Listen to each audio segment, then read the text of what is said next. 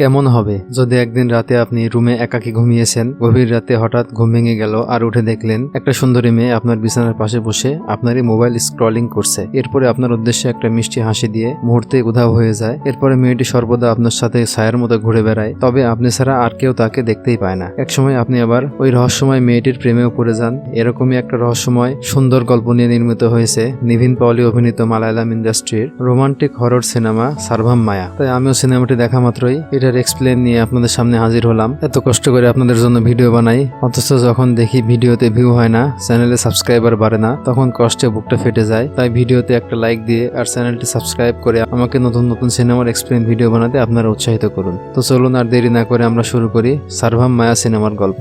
সিনেমার শুরুতে একটা লোকাল মিউজিক ব্যান্ডকে ক্লাসিক মালায়ালাম গান পরিবেশন করতে দেখা যায়। এই ব্যান্ডটি আবার কয়েকদিন পরেই ইউরোপে প্রোগ্রাম করতে যাবে, আর এটা নিয়ে ব্যান্ডের ম্যানেজার সাজিকে অনেক পেরেশান দেখা যায়, কেননা তার টিমের সদস্য সংখ্যা 15 জন, কিন্তু ভিসা এসেছে 14 জনের। ব্যান্ডের ইলেকট্রিক গিটারিস্ট প্রভেন্দুর ভিসাটি অ্যাপ্রুভ হয়নি, কিন্তু এই বিষয়টা প্রভেন্দুকে কিভাবে বলবে এটা নিয়ে সাজি অনেক টেনশনে পড়ে যায়। প্রোগ্রাম শেষে সাজি আর প্রভেন্দু একটা বাসে করে বাড়ি ফিরছিল। সাজি তখন দেখে প্রভেন্দু ইউরোপের জন্য শীতের কাপড় অর্ডার করছে। শুধু তাই না, সে তার থাকার অ্যাপার্টমেন্টটিও ছেড়ে দিয়েছে 2 মাসের ভাড়া বাঁচানোর জন্য। এটা শুনে সাজি আর দেরি করে না, সঙ্গে সঙ্গে বলে দেয় যে সে ব্যান্ডের সাথে ইউরোপ ট্যুরে যাচ্ছে না। এটা শুনে তো প্রভেন্দু একদম আকাশ থেকে পড়ে। সাজি তখন ওকে ঠান্ডা করার জন্য রাস্তার পাশে একটা ধাবায় খাবার খেতে নিয়ে যায়। সেখানে বসে সাজি জানায়, ট্যুরের বাজেট বাঁচানোর জন্য ইনভেস্টররা ইলেকট্রিক গিটারিস্ট হিসেবে তোমার নামটি বাদ দিয়ে দিয়েছে। এটা শুনে প্রভেন্দু হতাশ হয়ে বলে, আগামী 2 মাস আমি তাহলে কোথায় থাকবো? আর আমার কাছে তো খাবার টাকাও নেই। সাজি তখন বলে, এমন তো নয় যে তুমি একদম গরিব ফ্যামিলি থেকে এসেছো। তোমার বাবা ও ভাই পূজা করে যে টাকা আয় করে সেটা দিয়ে তুমি এরকম কয়েকটা ইউরোপ ট্যুর দিতে পারবে। কেন অযথা নিজের ইগো দেখিয়ে এভাবে দরিদ্র জীবনযাপন করছো? আসলে প্রভেন্দুর পুরো ফ্যামিলি ব্রাহ্মণ, ওর বাবা ভাই বিভিন্ন জায়গায় পূজা করে বেড়ায়, কিন্তু প্রভেন্দু নিজেকে এ সমস্ত ধর্মবিশ্বাস থেকে দূরে সরিয়ে একজন নাস্তিক হিসেবে নিজেকে আত্মপ্রকাশ করেছে। এই কারণে সে তার পরিবারের সঙ্গে যোগাযোগ করে না। তাই ও সাজিকে যুক্তি দিয়ে বোঝায়, আমি যে নাস্তিক হয়েছি এটা আমার প্যাশন, কোনো জেদের কারণে না, এবং বোঝাতে চায় মিউজিকই তার সমস্ত ধ্যান ধারণা। সাজি তখন ওকে বলে, দেখো প্রভেন্দু, আমি তোমার সাথে তর্ক করতে চাই না, তবে তোমাকে বর্তমান পরিস্থিতি বুঝতে হবে। আর সামনে তোমার বাবার 70তম জন্মবার্ষিকী অনুষ্ঠান হতে যাচ্ছে। তোমার জন্য সবচেয়ে ভালো হয় তুমি বাড়িতে গিয়ে সেই অনুষ্ঠানে অংশগ্রহণ করো। সেখানে ফ্রিতে থাকতে পারবে, খেতে পারবে, এভাবে কষ্ট করে শহরে থাকতে হবে না। সাজির এই কথা শুনে প্রভেন্দু একটু চিন্তা করে এবং হোয়াটসঅ্যাপ খুলে দেখে ওর বড় ভাই ওকে অনুষ্ঠানে ইনভাইট করার মেসেজ দিয়েছে। সব দিক চিন্তা ভাবনা করে প্রভেন্দু অনুভব করে এই 2 মাস ওর বাড়িতে গিয়ে থাকাই ভালো। তাই বড় ভাইকে রিপ্লাই দেয়। এরপরে প্রভেন্দু বাসে করে ওর গ্রামের উদ্দেশ্যে রওনা করে। প্রভেন্দুর গ্রামটি অপরূপ সৌন্দর্যে ভরা। প্রভেন্দুর বাবার 70তম জন্মদিন উপলক্ষে বাড়িতে তখন সাজ রব অতিথি দিয়ে গোটা বাড়ি ভরে গিয়েছে। প্রভেন্দুর ভাই আবার ভিআইপি পূজা করে। বাবার জন্মদিন উপলক্ষে সে বেড়াতে এসেছে, আজই আবার কেনিয়ায় একটা পূজা করতে যাবে। প্রভেন্দুর আবার ভিড়ভাড়টা পছন্দ নাই, তাই সে বাড়ির পিছনের দরজা দিয়ে প্রবেশ করে। প্রভেন্দুকে দেখে ওদের বাড়ির পোষা কুকুর পাপ্পু অনেক খুশি হয়। পাপ্পুর সঙ্গে কিছুক্ষণ খুনসুটি করে বড় চাচার ঘরে প্রবেশ করে। প্রভেন্দুকে দেখে ওর বড় চাচা অনেক খুশি হয়। দুজনে কিছুক্ষণ খুনসুটি করে। এ সময় প্রভেন্দুর বড় ভাই সেই ঘরে প্রবেশ করে। সে প্রভেন্দুর সঙ্গে কথা বলে বাড়ি থেকে বেরিয়ে যায়। প্রভেন্দুর বড় চাচা বলে, তুমি যদি আমাদের পেশা ধরে রাখতে তাহলে আজকে মন্দিরের বড় পূজারী হয়ে যেতে। প্রভেন্দু উত্তরে কিছু বলে না, নিজের রুমে চলে আসে। এরপরে রূপেশ নামে একজন পুরোহিতকে দেখানো হয়। সে সম্পর্কে প্রভেন্দুর কাজিন হয়। রূপেশ ওর অ্যাসিস্ট্যান্টকে নিয়ে একটা অফিস উদ্বোধনের জন্য পূজা করতে এসেছে। অফিসটি উদ্বোধন করে সে সামান্য কিছু দক্ষিণা পায়, যার সিংহভাগই আবার ওর অ্যাসিস্ট্যান্টটি নিয়ে যায়। এতে রূপেশের মন খারাপ হয়ে যায়। এরপরে প্রভেন্দু ওর কাজিন রূপেশের সঙ্গে দেখা করতে আসে।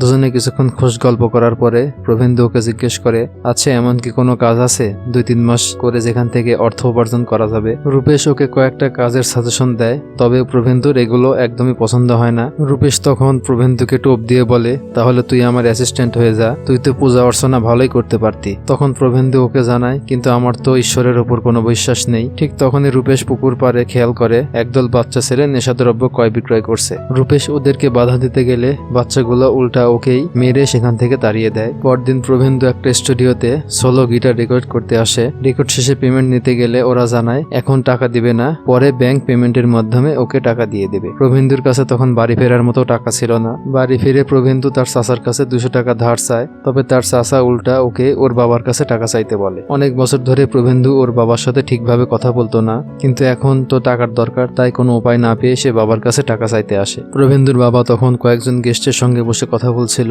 প্রভেন্দু প্রভেন্দু ওনার কাছে টাকা চাইলে বাবা জিজ্ঞেস করে টাকা কি করবে। প্রভেন্দু জানায় বাইরে গিয়ে চা খাবে। কিছুক্ষণ পরে বাবা একটা চায়ের ফ্লাক্স এনে ওর হাতে দিয়ে বলে, এই নাও চা খাও। মেহমানদের সামনে বাবার এই আচরণে প্রভেন্দু অনেক অপমানিত অনুভব করে এবং রাগে সেখান থেকে বেরিয়ে আসে। প্রভেন্দু সরাসরি এসে ওর চাচার কাছে বাবার এই আচরণের জন্য বিচার দেয়। আঙ্কেল তখন হাসতে হাসতে ওকে একটা গীতার শ্লোক বলে, যেটা ছিল দুঃসময়কে পিছনে ফেলে নতুন করে সামনে আগানো বিষয়। এরপরে চাচা ওকে আবারও পুরোহিতের কাজ শুরু করতে বলে। এরপরে প্রভেন্দু সরাসরি কাজিন রূপেশের কাছে চলে আসে এবং জানায় সে রূপেশের অ্যাসিস্ট্যান্ট হতে প্রস্তুত আছে। প্রভেন্দুর এই সিদ্ধান্তে রূপেশ অনেক খুশি হয়। তারা দুজন মিলে গ্রামের বিভিন্ন বাড়িতে পূজা করা শুরু করে। এরকমই একদিন ওরা দুজন গ্রামের একটা বাড়িতে পূজা করতে আসে। সেই বাড়িতে আবার নতুন দোলনা লাগানো হচ্ছিল। রূপেশ মিস্ত্রিকে জিজ্ঞেস করে, এই দোলনাতে কতজন বসতে পারবে? মিস্ত্রি তখন আত্মবিশ্বাসের সঙ্গে বলে, পুরা গ্রামবাসী এই দোলনাতে বসলেও ওটার কিছুই হবে না। এটা শুনে রূপেশ বাড়ির সকল বাচ্চাদের নিয়ে দোলনাতে বসে এবং দাঁড়িয়ে থাকা একটা মোটা বাচ্চাকে ওর কোলে নেওয়া মাত্রই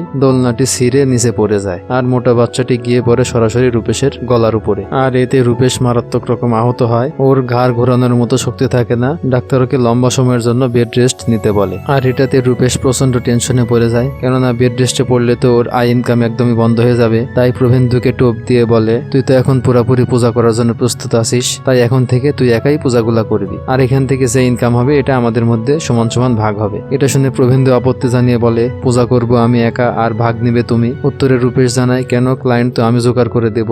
এরপরে প্রভেন্দু 60-40 শর্তে পূজা করতে রাজি হয়। পরের দিন থেকে প্রভেন্দু একাই পূজা করা শুরু করে। গ্রামের লোকজন ওর পূজা অর্চনায় অনেক খুশি হয়। ওয়াদা মতো রূপেশকে সে তার ইনকামের 40% দেওয়া শুরু করে। পাশাপাশি সে তার মিউজিকের প্র্যাকটিসও চালিয়ে যেতে থাকে। প্রভেন্দু একটা স্টুডিওতে মিউজিক রেকর্ড করতে এসেছিল। ঠিক তখনই রূপেশ ওকে ফোন দিয়ে ভিন্ন ধর্মী একটা পূজায় অংশগ্রহণ করতে বলে। রূপেশ জানায়, একজন লয়ারের ছেলে অদ্ভুত সব জিনিস দেখতে পায়, ভূত প্রেতের বিষয় আর কি। এটা শুনে প্রভেন্দু বলে, আমি তো আত্মাভূত প্রেত তাড়ানোর কোনো মন্ত্র শিখিনি। রূপেশ জানায়, এটা স্বাভাবিক পূজার মতোই, শুধু বাড়তি কিছু মন্ত্র পড়তে হয়। এটা আমি তোকে হোয়াটসঅ্যাপে শিখিয়ে দেব। আর পূজা করার সময় বাড়তি ধূপকাঠি জ্বালিয়ে নিবি, যেন মনে হয় পূজা খুব ভালোভাবে সম্পন্ন হচ্ছে। লয়ারটি আমাদেরকে অনেক টাকা অফার করেছে, এত বড় দান ছেড়ে দেওয়া যাবে না। সে সময় প্রভেন্দুর রেকর্ডটি ক্যান্সেল হয়ে যায়। তাই প্রভেন্দু টাকার লোভে পূজা করতে রাজি হয়। পরদিন সন্ধ্যায় প্রভেন্দু পূজার সরঞ্জাম নিয়ে সেই বাড়িতে প্রবেশ করে। ও একটা অটোতে করে এসেছিল। অটো ড্রাইভার যখন জানতে পারে প্রভেন্দু ভূত প্রেতের পূজা করতে এসেছে, ও আর ভয়ে সেই বাড়িতে প্রবেশই করে না।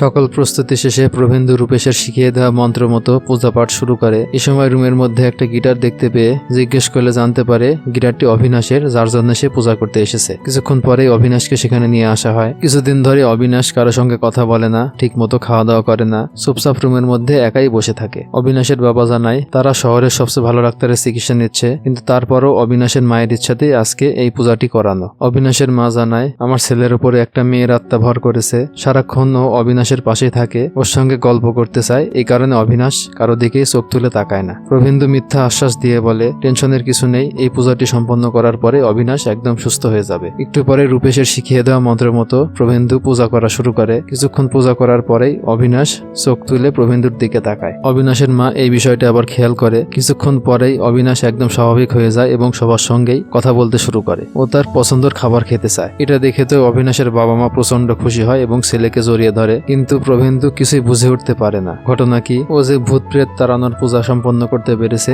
সেটা তার নিজের কাছেই বিশ্বাস হচ্ছিল না। ছেলে সুস্থ হওয়াতে অবিনাশের বাবা প্রভেন্দুর উপর প্রচন্ড খুশি হন এবং ওকে বোনাস সহ পেমেন্ট দিয়ে দেয়। প্রভেন্দু টাকাটা নিয়ে রূপেশের কাছে চলে আসে এবং ওর কাছে সবকিছু খুলে বলে। রূপেশ তখন ভাব নিয়ে বলে, সবকিছুই হয়েছে আমার পাঠিয়ে দেওয়া ওই মন্ত্রের কারণেই। কিন্তু প্রভেন্দু তো এসব মন্ত্রতন্ত্রে বিশ্বাস করে না। তাই সে বলে, আরে না, অবিনাশকে আগে ডাক্তার দেখানো হয়েছিল, ওনার ওষুধের প্রভাবেই সে সুস্থ হয়ে গিয়েছে। পরদিন সকালে ওই অটো ড্রাইভার প্রভেন্দুকে ফোন দিয়ে পূজার সরঞ্জাম কেনার ব্যাপারে জানতে চায়। প্রভেন্দুর সঙ্গে কথা শেষ করে ও জিজ্ঞেস করে, আচ্ছা আপনার হোয়াটসঅ্যাপের প্রোফাইল পিকচার কার ছবি দেওয়া? আমি তো চিনতেই পারিনি। প্রভেন্দু অবাক হয়ে দেখে ওর হোয়াটসঅ্যাপের ডিপিটা একজন কোরিয়ার সিঙ্গারের ছবি দেওয়া। প্রভেন্দু আশ্চর্য হয়ে ভাবতে থাকে এই ছবি সে কখন লাগালো। প্রভেন্দু যখন পূজা করতে বের হবে ঠিক তখনই রূপেশের সেই পুরনো অ্যাসিস্ট্যান্ট চলে আসে আর ওকে হুমকি দিয়ে বলে, আমি জানি তুমি একজন নাস্তিক, তবুও সুনামের সঙ্গে পূজা করে বেড়াচ্ছ। এলাকার লোকজন যদি সেটা জানতে পারে তাহলে কিন্তু তোমার জন্য অনেক খারাপ হবে। এবং হুমকি দিয়ে বলে, তুমি যদি আমাকে চান্দা না দাও তাহলে আমি এই বিষয়টা গ্রামবাসীকে বলে দেব। প্রভেন্দু ওকে উত্তরে কিছুই বলে না। প্রভেন্দুকে হুমকি দিয়ে রূপেশের পুরনো অ্যাসিস্ট্যান্ট বাইক নিয়ে চলে যেতে থাকে, কিন্তু হঠাৎ ব্রেক ফেল করে পাশের একটা দোকানের মধ্যে ঢুকিয়ে দেয়। এটা দেখে অটো ড্রাইভার মনে করে প্রভেন্দুর কাছে নিশ্চয়ই কোনো অলৌকিক শক্তি রয়েছে। পরদিন একজন ডেলিভারি ম্যান প্রভেন্দুর একটা পার্সেল নিয়ে আসে, কিন্তু প্রভেন্দু জানায় সে তো কোনো কিছু অর্ডার করেনি। ডেলিভারি বয় তখন বলে অ্যাড্রেস ও নাম আপনারই দেওয়া, আবার আপনার কার্ড থেকে অনলাইন পেমেন্ট করা হয়েছে। প্রভেন্দু তখন অবাক হয়ে পার্সেলটি খুলে দেখে ওর মধ্যে একটা মেয়েদের কুর্তা। এটা দেখে সে একদম আকাশ থেকে পড়ে, ওর ফোন থেকে কে মেয়েদের কুর্তা অর্ডার করলো। এই বিষয়টা নিয়ে প্রভেন্দু একদম টেনশনে পড়ে যায়। সে একে একে ফোন থেকে সমস্ত অ্যাপস আনইনস্টল করতে থাকে এবং চাচাকে বলে ওর ফোনে অটোমেটিক প্রোফাইল পিকচার চেঞ্জ হয়ে যাচ্ছে, ক্রেডিট কার্ড থেকে অনলাইন পেমেন্ট করা হচ্ছে। রাতে ঘুমানোর সময় প্রভেন্দু খুব সতর্কতার সাথে ওর ফোনটি সুইচ অফ করে বালিশের নিচে রাখে। মাঝরাতে হঠাৎ ঘুম থেকে উঠে দেখে বালিশের নিচে ওর ফোনটি নেই। এবার তো সে প্রচন্ড ভয় পেয়ে যায়। তখনই সে খেয়াল করে বিছানার পাশে একটা সুন্দর মেয়ে বসে ওর ফোনটি ব্যবহার করছে। প্রভেন্দু হতবাক হয়ে ওর দিকে তাকিয়ে থাকে। কিছুক্ষণ পরে মেয়েটিও প্রভেন্দুর দিকে তাকায় এবং দুজন একসঙ্গে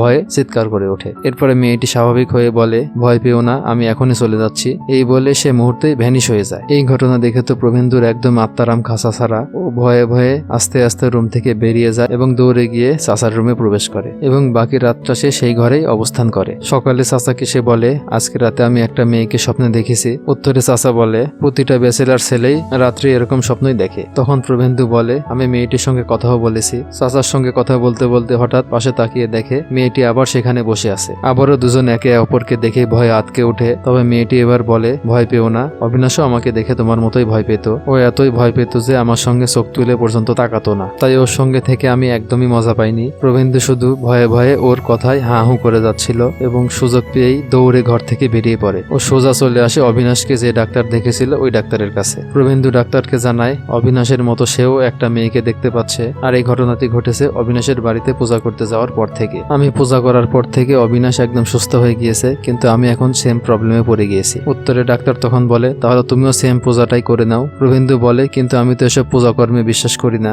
আমি একজন নাস্তিক। এটা শুনে ডাক্তার প্রশ্ন করে তাহলে তুমি পূজা অর্চনা কিভাবে করো? প্রভেন্দু জানায় আমি একজন মিউজিশিয়ান, বাড়িতে এসে বেকার বসেছিলাম, তাই পূজা অর্চনা করার সিদ্ধান্ত নেই। ডাক্তার অবাক হয়ে ওকে নাস্তিক হওয়ার কারণ জিজ্ঞেস করলে অবিনাশ ওর ছোটবেলার গল্প বলা শুরু করে। আমার মা খুব সুন্দর বীণা বাজাতেন, আমাদের বাড়িতে একটা মন্দির আছে, আমি শুদ্ধ হয়ে সেই মন্দিরে পূজা করতে ঢুকি। পূজা শুরু করার পরে হঠাৎ আমি মায়ের চিৎকার শুনতে পাই। আমি ভেবেছিলাম পূজা শেষ করে মায়ের সঙ্গে গিয়ে কথা বলবো, কিন্তু পূজা শেষ করে আমি এসে দেখতে পাই মা ফ্লোরে পড়ে আছে আর আমাকে একা করে চিরকালের জন্য বিদায় হয়ে গিয়েছে। সেদিন থেকে ঈশ্বরের প্রতি আমার বিশ্বাস একদমই উঠে গিয়েছে। ডাক্তার তখন বলে তাহলে তোমার সেই ট্রমা থেকেই হ্যালুসিনেশন হচ্ছে। প্রভেন্দু উত্তর দেয় আসলে বিষয়টা ঠিক সেরকম না। ডাক্তার জানায় তুমি আগে ট্রমা থেকে বের হয়ে এসো, এরপরে তোমার চিকিৎসা করব। তবুও প্রভেন্দুর জোরাজুরিতে ওকে ঘুমের ট্যাবলেট দেয়। রাতে প্রভেন্দু ডাক্তারের দেওয়া ওষুধ খেয়ে ঘুমিয়ে পড়ে। তবে শোয়ার আগে ওর বেডরুম, বাথরুম, বেডের নিচে, উপরে সব জায়গা সে চেক করতে থাকে, কিন্তু কোথাও সে মেয়েটির দেখা পায় না। এরপরে আশ্বস্ত হয়ে ঘুমিয়ে পড়ে, কিন্তু ঠিক মাঝরাতে আবারও ওর ঘুম ভেঙে যায় এবং উঠে দেখে বালিশের নিচে ওর ফোনটি নেই এবং উঠে দেখতে পায় মেয়েটি ওর ফোন নিয়ে রিলস দেখছে। প্রভেন্দু প্রথমে ভাবে হয়তোবা সে স্বপ্ন দেখছে। মেয়েটি উত্তরে বলে তুমি স্বপ্ন দেখছো না, এটা হচ্ছে বাস্তব, এবং প্রভেন্দুকে একটা ডেমো দেখাতে চায়। প্রভেন্দুর চাচা মাঝরাতে টয়লেট করে ফ্লাশ না করে শুয়ে পড়েছিল। মেয়েটি তখন ওর রুমে দাঁড়িয়েই এক চুটকি মেরেই টয়লেটের ফ্ল্যাশ টেনে দেয়। এরপরে সে চুটকি বাজে ঘরের বাল্বটি জ্বালাতে চায়, কিন্তু বাল্বটি ব্লাস্ট হয়ে যায়। আর এই শব্দ পেয়ে প্রভেন্দুর চাচা ঘরে চলে আসে এবং মাঝরাতে শব্দ করার জন্য প্রভেন্দুকে ঝাড়ি দিতে থাকে, কিন্তু সে মেয়েটিকে একদমই দেখতে পায় না। মেয়েটির এই সমস্ত কার্যক্রম দেখে প্রভেন্দুর তো একদম আত্মারাম খাসা ছাড়া। ওর গলা দিয়ে কোনো আওয়াজই বের হয় না। ভয়ে ভয়ে ওকে প্রশ্ন করে কে তুমি? মেয়েটি আবার ওর সঙ্গে রহস্য করে বলে হয়তো আমি প্রেতাত্মা বা রাক্ষসে ডাইনি। এটা শুনে তো প্রভেন্দু আরো ভয় পেয়ে যায় এবং দৌড়ে ঘর থেকে বেরিয়ে গিয়ে দরজাটা আটকে দেয়। পরের দিন প্রভেন্দু রূপেশকে বাড়িতে ডেকে নিয়ে আসে অশুভ আত্মা তাড়ানোর পূজা করার জন্য। রূপেশ আসলে প্রভেন্দু বলে মেয়েটিকে এই ঘরের মধ্যে আটকে রেখেছি। ওরা দুজন ভয়ে ভয়ে ঘরে প্রবেশ করে, তবে দেখে মেয়েটি কোথাও নেই। এরপরে রূপেশ পূজা পাঠ সম্পন্ন করে এবং বলে পূজাটি সফলভাবে সম্পন্ন হয়েছে, আমি মেয়েটিকে চলে যেতে দেখেছি, তো ওর আর এখন কোনো টেনশন নেই। এটা শুনে প্রভেন্দু স্বস্তির নিঃশ্বাস ফেলে। পূজা শেষ করে রূপেশ চলে গেলে প্রভেন্দু পিছে ঘুরেই দেখে মেয়েটি ঠিক ওর পিছনে দাঁড়িয়ে আছে। ওকে দেখে তো প্রভেন্দু একদম ভয় পেয়ে যায় এবং দৌড়ে দরজা দিয়ে পালিয়ে যেতে চায়, তবে মেয়েটি হাতের ইশারায় দরজা আটকে দেয় এবং প্রভেন্দুকে রাগী স্বরে বলে আমি কি হরর সিনেমার ভূতেদের মতো তোমার কোনো ক্ষতি করেছি? প্রভেন্দু ভয়ে ভয়ে উত্তর দেয় না। মেয়েটি তখন বলে আমি জানি না ঠিক কি কারণে তোমার পিছে পিছে এভাবে ঘুরে বেড়াচ্ছি, আর এটাও জানি না আমি কেন এরকম হলাম। কথায় কথায় মেয়েটি জিসাসের নাম নিলে প্রভেন্দু বুঝতে পারে মেয়েটি আসলে খ্রিস্টান ছিল। এবার তার মাথায় একটা আইডিয়া আসে। পরের দিন সকালে একটা চার্চে সে ক্রস কিনতে আসে। মেয়েটিও ওর সাথে আসে। প্রভেন্দু তখন হরর মুভির মতো একটা ক্রস নিয়ে মেয়েটিকে ভয় দেখাতে চায়। মেয়েটিও ভয় পাওয়ার অ্যাক্টিং করে। একটু পরে মেয়েটি বিরক্ত হয়ে বলে তুমি কি বোকা নাকি? আমার চারপাশে এতগুলো ক্রস থাকার পরেও আমি ঠাই এখানে দাঁড়িয়ে আছি।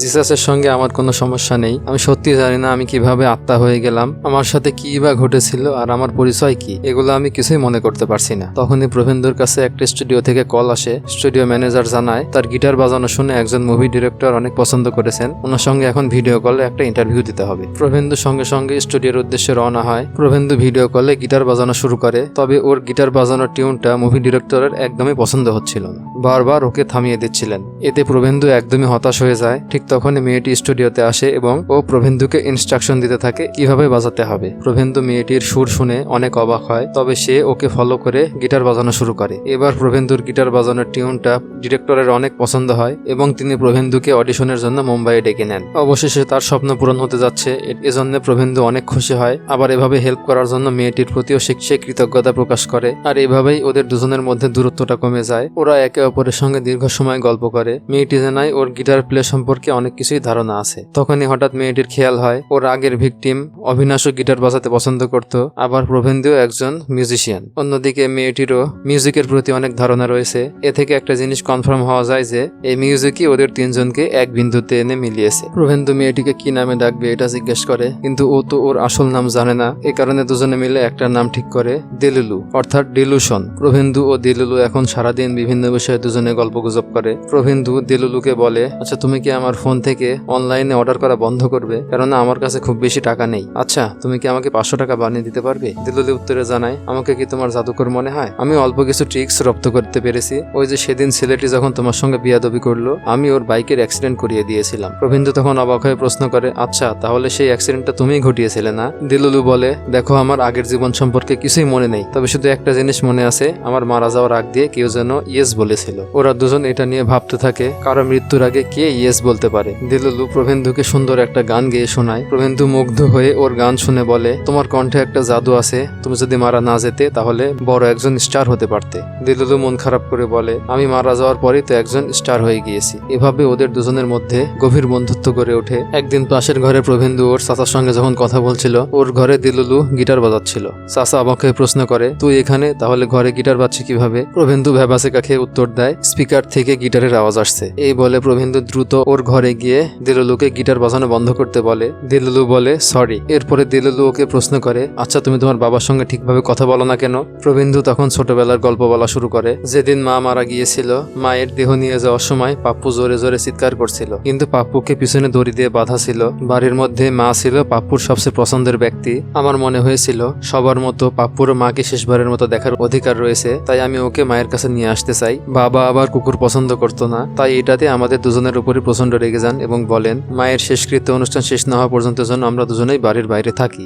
বাবার এই আচরণ আমাকে প্রচন্ড রকম রাগান্বিত করে। তারপর থেকে আজ পর্যন্ত আমি বাবার সঙ্গে এখনো ঠিকভাবে কথা বলি না। তখন দিলুলু বলে, কিন্তু তোমার বাবা তো আর এখন আগের মতো নেই, উনি পাপ্পুকে অনেক পছন্দ করেন, তুমি এখন বাবার সঙ্গে সম্পর্ক স্বাভাবিক করে নিলেই তো পারো। সে আরো বলে, আমাদের জীবন অনেক ছোট, তাই এ সমস্ত ঠুনকো বিষয় নিয়ে কারো সঙ্গে মনোমালিন্য করে থাকা উচিত না। একসময় আমাদের এটা নিয়ে আফসোস করতে হয়। এরপরে একদিন প্রভেন্দু দিলুলুকে সঙ্গে নিয়ে খ্রিস্টানদের সমাধিস্থলে আসে। সেখানে দিলুলু প্রতিটা কবরের নাম ফলক পড়ে পড়ে নিজের নাম মনে করার চেষ্টা করতে থাকে, কিন্তু কিছুতেই সে তার নাম মনে করতে পারে না। সন্ধ্যায় প্রভেন্দু দিলুলুকে গ্রামের একটা মেলায় নিয়ে আসে। এরপরে ওরা মেলা উপভোগ করে। মন্দিরের পূজার কাজে অংশগ্রহণ করার জন্য প্রভেন্দুর বড় ভাই বারবার ওকে কল দিতে থাকে, কিন্তু প্রভেন্দু কল রিসিভ করে না। দিলুলু তখন প্রশ্ন করে, আচ্ছা তুমি ঈশ্বরকে কেন বিশ্বাস করো না? প্রভেন্দু উত্তর দেয়, কেননা আমি কখনোই ঈশ্বরকে নিজের চোখে দেখতে পাইনি। দিলুলু প্রশ্ন করে, তুমি কি মিউজিক দেখতে পাও? তবুও তো তোমার মিউজিকের প্রতি অগাধ বিশ্বাস। মিউজিক ট্যালেন্ট ও প্র্যাকটিস থেকে আসে, ঠিক একইভাবেই ট্যালেন্ট হচ্ছে ধর্ম আর প্র্যাকটিস হচ্ছে উপাসনা। প্রভেন্দু ঠাট্টা করে বলে, বাহ, ভূতের মুখে ভগবানের প্রশংসা, অদ্ভুত ব্যাপার। দিলুলু প্রতিবাদ জানিয়ে বলে, আমাকে ভূত বলবে না, আমি একটা ভালো আত্মা। প্রভেন্দু বলে, ঠিকই তো, এই কারণে তোমার মধ্যে কোনো পাওয়ার নেই, তুমি কাউকে অনুভবও করতে পারো না। দিলুলু তখন শীতল হাওয়ার মাধ্যমে প্রভেন্দুকে অনুভব করে। দিলুলুর এই শীতল হাওয়া প্রভেন্দুর অন্তর পর্যন্ত ঠান্ডা করে দেয়। তখন প্রভেন্দু ওর ফোনে দিলুলুর ছবি তুলতে চেষ্টা করে, কিন্তু ক্যামেরাতে কিছুই ধরা পড়ছিল না। ঠিক তখনই পুকুরের অপর পাশে সেদিনের ওই দুষ্ট ছেলেগুলো নেশাদ্রব্য ক্রয় বিক্রয় করছিল। ওরা আবার প্রভেন্দুর ফোনে ফ্ল্যাশলাইট দেখে মনে করে প্রভেন্দু হয়তোবা ওদের ভিডিও করছে, তাই ওরা প্রভেন্দুর পথ আটকায়। প্রভেন্দু সেখান থেকে দ্রুত পালিয়ে যেতে চায়, কিন্তু ছেলেগুলো ওকে ঘিরে ধরে এবং ওর হাত থেকে ফোন কেড়ে নিয়ে পুকুরে করে ফেলে দিতে যায়, তবে দেলুলু ওকে আটকে ফেলে। প্রভেন্দু তখন দ্রুত ওর ফোনটি নিয়ে সেখান থেকে পালিয়ে যেতে থাকে, তবে ছেলেগুলো ওকে ফলো করে। প্রভেন্দুর এই ভীতু স্বভাবটা আবার দেলুলুর একদমই পছন্দ হয় না, বলে ওরা একদল বাচ্চা ছেলে তোমার সাথে বাজে ব্যবহার করলো আর তুমি এভাবে ভীতুর মতো পালিয়ে আসলে। প্রভেন্দু উত্তরে বলে তাহলে কি আমি ওদের সঙ্গে এখন মারামারি করব? দেলুলু বলে প্রয়োজনে অবশ্যই মারামারি করবে।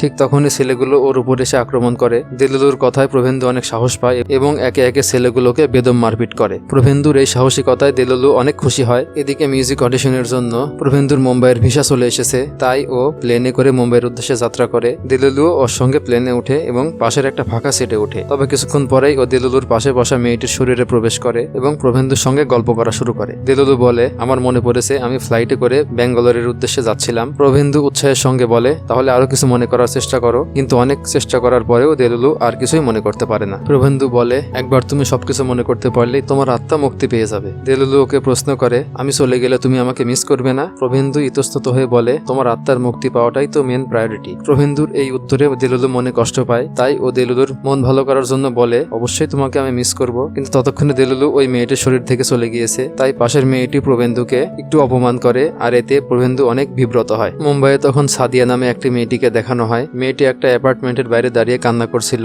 কিছুক্ষণ পরে সাদিয়ার বয়ফ্রেন্ড সেখানে আসে। সম্প্রতি ওদের দুজনের মধ্যে ব্রেকআপ হয়ে গিয়েছে, তাই ওরা একে অপরকে ওদের গিফট ফেরত দিচ্ছে। সাদিয়া বয়ফ্রেন্ডকে বিদায় জানিয়ে কাঁদতে কাঁদতে স্টুডিওতে চলে আসে। সাদিয়াই অনলাইনে প্রভেন্দুর গিটার বাজানো দেখে এই অডিশনের জন্য এই ডিরেক্টরকে সাজেশন করেছিল। স্টুডিওতে প্রভেন্দুর গিটার বাজানো দেখে সাদিয়া ও ডিরেক্টর দুজনেই অনেক প্রশংসা করে। এরপরে সাদিয়া প্রভেন্দুকে নিয়ে ডিনার করতে আসে। ডিনার করতে করতে সাদিয়ার ফোনে ওর বয়ফ্রেন্ডের মেসেজ আসলে সেগুলো পড়ে ও কান্না করতে থাকে এবং রিপ্লাই দিতে থাকে। দেলুলু তখন পাশে গিয়ে ওর মেসেজগুলো চেক করে। এরপরে দেলুলু সেটা প্রভেন্দুকে জানায় এবং সাদিয়াকে সান্ত্বনা দিতে বলে। প্রভেন্দু কিভাবে সাদিয়াকে সান্ত্বনা দেবে এটাই বুঝতে পারছিল না, তাই সে বোকার মতো একটা কথা বলে ফেলে। আর এটা শুনে সাদিয়া হেসে ফেলে। এরপরে ও প্রভেন্দুর সঙ্গে স্বাভাবিক হয়ে যায়। ও প্রভেন্দুকে ওর ব্রেকআপের গল্প শোনাতে থাকে। সাদিয়ার মুখে গল্প শুনে দেলুলুর মনে হয় ওর শরীরটা একটু পাতলা হলো আর ওর মনে পড়ে যায় সেও একজনকে ভালোবাসতো। প্রভেন্দু দেলুলুকে ছেলেটির নাম মনে করার চেষ্টা করতে বলে, কিন্তু দেলুলু সফল হয় না। প্লেনে সাদিয়া প্রভেন্দুকে ওর সিটের পাশে এসে বসতে বলে। দেলুলু ওকে যাওয়ার অনুমতি দেয়। এরপরে পাশাপাশি সিটে বসে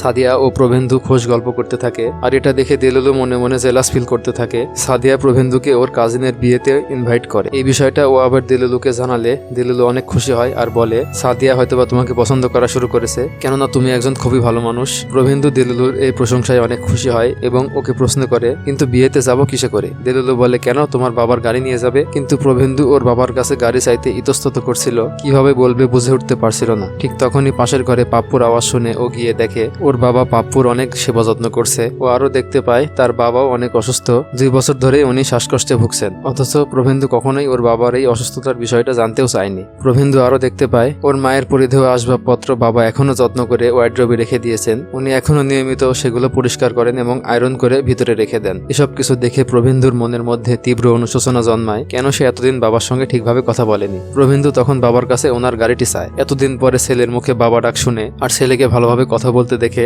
উনি মনে মনে অনেক খুশি হন ও ইমোশনাল হয়ে গিয়ে প্রভেন্দুকে গাড়িটি নিতে বলে। পরের দিন সন্ধ্যায় প্রভেন্দু সাদিয়ার কাজিনের বিয়েতে চলে আসে। বিয়েতে অপরূপ সাজে সজ্জিত সুন্দরী সাদিয়াকে দেখে প্রভেন্দু অনেক ইমপ্রেসড হয়। এরপরে ওরা দুজন একান্তে অনেক সময় অতিবাহিত করে। প্রভেন্দু আর সাদিয়াকে এভাবে ক্লোজ হওয়া দেখে দেলুলু আরো বেশি জেলাস ফিল করতে থাকে। বিয়ে থেকে বাড়িতে ফেরার সময় গাড়িতে উঠে দেলুলু একদমই চুপ করে থাকে। প্রভেন্দুর সঙ্গে একটা কথা বলে না। প্রভেন্দু এটা নিয়ে ওকে প্রশ্ন করলে দেলুলু হঠাৎ করে বলে ওঠে আমি তোমাকে অনেক পছন্দ করি, আমি তোমাকে ভালোবেসে ফেলেছি। প্রভেন্দু বিষয়টা ইয়ার্কি মনে করে বলে আমিও তো তোমাকে ভালোবাসি। দেলুলু বলে ওই ভালোবাসা না, আমি তোমাকে সত্যি সত্যি মনের থেকে ভালোবাসি। তোমার জীবনে অন্য একটা মেয়ে আসা মাত্রই তুমি আমার সঙ্গে দূরত্ব বাড়িয়ে দিয়েছো, এটা আমি কোনোভাবেই সহ্য করতে পারছি না। প্রভেন্দু অবাক হয়ে বলে তুমি তো সাদিয়ার সঙ্গে আমাকে কথা বলার জন্য অ্যাপ্রোচ করলে। ও আরো বলে আমি একটা আত্মাকে কিভাবে ভালোবাসবো যাকে আমি স্পর্শ পর্যন্ত করতে পারি না। দেলুলু বলে দূর থেকেও তো ভালোবাসা যায়, ভালোবাসতে হলে যে স্পর্শ করতেই হবে এটা তো বাধ্যবাধকতা নয়। প্রভেন্দু জানায় সাদিয়া যখন আমাকে স্পর্শ করেছিল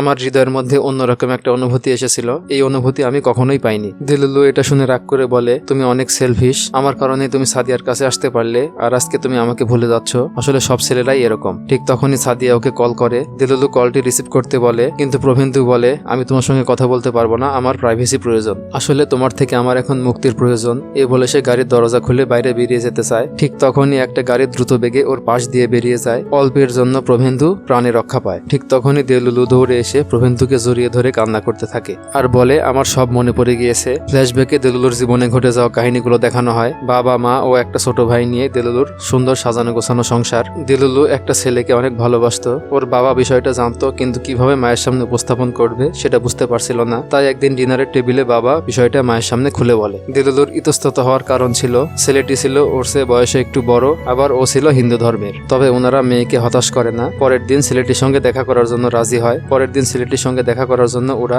সুন্দর চা বাগানের মধ্যে একটা রেস্টুরেন্টে আসে। আজকে ও ছেলেটিকে প্রপোজ করার সিদ্ধান্ত নিয়েছিল। ওরা গাড়িতে বসে ছেলেটির জন্য অপেক্ষা করতে থাকে, কিন্তু ওকে দেখতে পায় না। কিছুক্ষণ পর ছেলেটি দেলুলুকে টেক্সট করে এবং জানায় সে আসতে পারবে না। এটাতে দেলুলুর প্রচন্ড মন খারাপ হয় এবং ছেলেটির সঙ্গে টেক্সটে কথা বলতে থাকে। মেয়ের মন খারাপ দেখে দেলুলুর বাবা মা ওকে সান্ত্বনা দিতে থাকে। তখনই ছেলেটি ওকে কল দেয়। দেলুলু ওর সঙ্গে কথা বলার জন্য গাড়ি থেকে বের হতে যায়। ঠিক তখনই পাশ থেকে একটা কার এসে ওকে প্রচন্ড গতিতে ধাক্কা মারে। দেলুলুর ছোট ভাই সে সময় স্কুলে ছিল। ওদের ক্লাস ক্যাপ্টেন ছিল আবার অবিনাশ। অবিনাশ দেলুলুর ছোট ভাইকে সঙ্গে নিয়ে হাসপাতালে আসে, আর এই কারণেই দেলুলুর আত্মা অবিনাশের সঙ্গে কানেক্টেড হয়েছিল। ডাক্তার দেলুলুর বাবা মাকে জানায় দেলুলু এখনো ক্লিনিক্যালি ডেড না হলেও ও সম্পূর্ণরূপে ব্রেন ডেড হয়ে গিয়েছে। এভাবে ওকে রাখা হলে ও আরো কষ্ট পাবে। ওর জন্য সবচেয়ে ভালো হয় ওর লাইফ সাপোর্টটি খুলে দেওয়া, আর এই কারণে আপনাদের অনুমতির প্রয়োজন। দেলুলুর বাবা এই সমস্ত বিষয় ওর ছোট ভাইকে খুলে বলে, আর বলে তুমি অনুমতি দিলেই তোমার দিদির আত্মা কষ্ট থেকে মুক্তি পাবে। বোনকে কষ্ট থেকে মুক্তি দেওয়ার জন্য এরপরে ওরা দুজনে মিলে ডাক্তারকে ইয়েস জানিয়ে দেয়। আর শুধুমাত্র এই ইয়েস শব্দটাই দেলুলুর মনে ছিল। দেলুলু এরপরে প্রভেন্দুকে ওর পরিবারের সমস্ত ডিটেল খুলে বলে। প্রভেন্দু তখন জিজ্ঞেস করে তোমার নাম কি? ও উত্তরে জানায় দেলুলু, অর্থাৎ ডেলুশন, যার অর্থ মায়া। এই বলে দেলুলু বাতাসে মিশিয়ে যায়, অর্থাৎ তার আত্মা মুক্তি পেয়ে গিয়েছে। প্রভেন্দু আবারও একা হয়ে যায় ও প্রতিটা মুহূর্ত মায়াকে মিস করতে থাকে। সাদিয়ার সাথে সময় কাটালেও ও প্রতিটা স্থানে মায়াকে অনুভব করতে থাকে। প্রভেন্দু অনলাইন থেকে মায়ের বাবার সমস্ত ডিটেল বের করে এবং মায়ের বিষয়টা ও তার চাচাকে খুলে বলে। চাচা বলে মায়ের বাবা মা এখনো সেই ছেলেটিকে দেখেনি যাকে মায়া ওনাদের সঙ্গে পরিচয় করিয়ে দিতে চেয়েছিলেন। তাই পরের দিন প্রভেন্দু মায়ের বাড়ির উদ্দেশ্যে রওনা হয়। বাড়িতে তখন মায়ের মা ছিল। প্রভেন্দু ওনাকে মায়ের বন্ধু হিসেবে পরিচয় দিয়ে বাড়িতে প্রবেশ করে। এরপরে ওরা মায়ের সম্পর্কে অনেক গল্প করে। সে সময় প্রভেন্দু ওয়ালে টানানো মায়ের একটা ছবি দেখতে পায়। সে ছবিটির সামনে গিয়ে একভাবে তাকিয়ে থাকে। এই বিষয়টা আবার মায়ের মা নোটিস করে এবং উনি মনে করেন জীবিত থাকতে মায়া যে ছেলেটিকে পছন্দ করেছিল প্রভেন্দুই হচ্ছে সেই ছেলে, কেননা মায়ের দেয়া সমস্ত ডিটেইলই প্রভেন্দুর চেহারার সঙ্গে মিলে যাচ্ছে। মায়ের মা তখন ওকে প্রশ্ন করে মায়া তোমাকে ভালোবেসেছিল তাই না? প্রভেন্দু উত্তরে বলে হ্যাঁ। প্রভেন্দু বাড়ি থেকে বের হয়ে বাইরে আসলে একটা শীতল ছায়া ওকে স্পর্শ করে যায়। প্রভেন্দু বুঝতে পারে মায়া ওকে স্পর্শ করে গেল। কিছুদিন পরে প্রভেন্দুকে একটা বিরাট লাইভ কনসার্টে গিটার বাজাতে দেখা যায়। ও এখন মিউজিক ক্যারিয়ারে অনেক বড় সফলতা অর্জন করেছে, আর সাদিয়া ওকে শো এর পাশ থেকে উৎসাহ দিতে থাকে। প্রভেন্দু আজকে জীবনে একজন সফল মানুষ, আর এই সমস্ত কিছু সম্ভব হয়েছে একমাত্র দেলুলুর কারণে। এই কারণে বলাই যায় আমাদের প্রত্যেকের জীবনে একটা দেলুলুর প্রয়োজন। আর এভাবেই শেষ হয় সিনেমাটি। তো বন্ধুরা, কেমন লাগলো সারভাম মায়া সিনেমার গল্প তা অবশ্যই কমেন্টে জানাবেন। আর নতুন নতুন সব সিনেমার এক্সপ্লেন পেতে ভিডিওতে লাইক দিয়ে চ্যানেলটি সাবস্ক্রাইব করে নেবেন। আমি শীঘ্রই নতুন কোনো ভিডিও নিয়ে আপনাদের সামনে হাজির হব। তো আজকের মতো এই পর্যন্তই। সকলে ভালো থাকবেন।